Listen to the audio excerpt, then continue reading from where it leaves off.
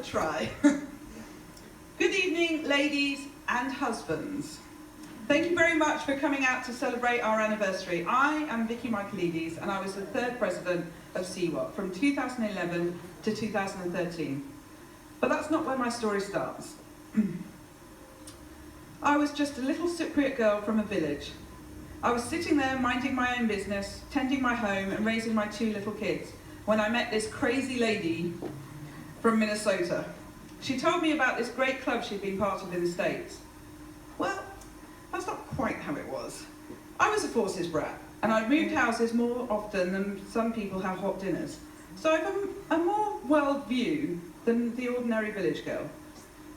But I also had a dream of creating a network of women, a network to mentor and support women, where we could teach new skills, help women raise their potential, and have fun doing it. When Trish started telling me about the women of today, I immediately recognised a kindred spirit.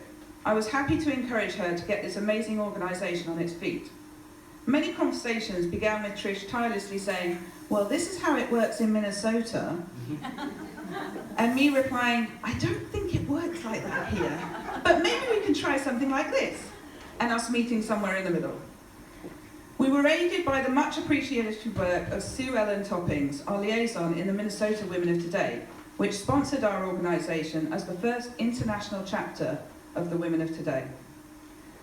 I imagine our first year looked like a duck on water. Now I've been told that this isn't an analogy, so just bear with me and you'll understand. We held 76 events and built the foundations that the organisation as it is today stands upon. So if you looked at ciwot in the early days, you would have seen a small but mighty group of women doing all these events and making it look effortless. But if you looked under the water, you would have seen Trish, Mary Dryden Fakir, our second president, Sue Ellen and I, and any other crazy ladies we could get to join in on our dream, scrambling furiously to keep the ship afloat. There were times in the first few years we had our disasters or made mistakes and desperately clung to the philosophy that it was better to try and fail than never to try at all. But that was always the point, allowing women to grow and try new things by supporting and mentoring each other. We all became leaders we were meant to be by sending so many emails that we improved our writing skills, making so many posters, forms and publications that we became familiar with computer office and graphic programs.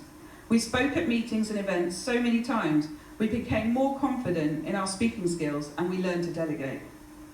We all jumped in the deep end and hoped for the best. We didn't have a heap of past presidents and board members to guide us. Even Trish and I didn't agree on everything and we butted heads. We learned how to work through conflict and grew closer because of it. We tried and failed and tried again until we succeeded. With all the different challenges that having a very international chapter created, it also allowed us to gain new perspectives and explore new ideas. We learned tolerance for different communication styles and how even when there was words in common, that the bonds there were few words in common, that the bonds between women are greater than their differences. In an organisation that has such diversity, we learned the value of zipping our lips and keeping criticism to ourselves, because one of our mantras has always been, just because it's different, it doesn't mean it's wrong. Mary Dryden Fakir was really wonderful about seeing the potentials of members and drawing them out more than they thought they could be. There really is something about Mary. Something special. Ha, that got a laugh!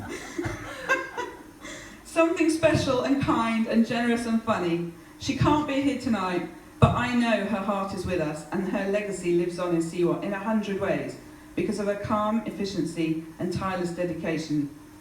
If Trish was the visionary, Mary was the builder, I was the heart, and Christine most definitely is the finesse. I can't wait to see what the next president brings to ciwot. Just like every leader is different, every board is different and helps shape that year of ciwot. As it is today, our boards are vital to our success. Our coordinators are encouraged to work with our members to host events, giving everyone a chance to grow. If all the ladies in this room took on a position, even a small one, In the next year or two, our experience and abilities would grow at an exponential rate because we'll all be learning from each other. I think I can speak for all the past presidents when I say we look back on those years with a great sense of accomplishment and pride in ourselves and our members. Ciwot is not one person's single achievement. We're here tonight because of 1,000 positive acts, the sum of our good intentions, and endless support by everyone. We are all the stars of this night, and I most humbly and honestly say thank you all for your contribution to ciwot in the past 10 years. And since the opportunities are afforded to us, please all let's give a big round of applause to our wonderful husbands who supported and encouraged us, and in my case, put up with takeaways and children's bedtimes when I was hip deep in ciwot business.